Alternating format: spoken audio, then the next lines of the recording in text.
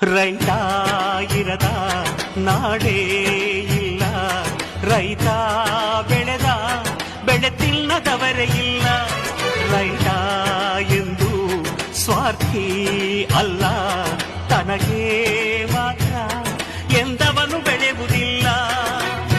ಮುಕ್ಕೋಟಿ ದೇವತೆಗಳು ಇದ್ದರೆ ಏನಂತೆ, ಗಣಪತಿಯೇ ಮೊದಲು ನಮಗೆ ಎಲ್ಲ ಪೂಜೆಗೆ.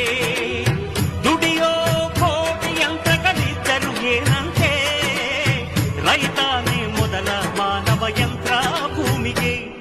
ಈ ರೈತ ನಕ್ಕರೆ ನಗುವುದು ಭಾರತ, ಈ ಭಾರತ ದಿವಸ ಲೋಕದ ಸ್ನೇಹಿತ.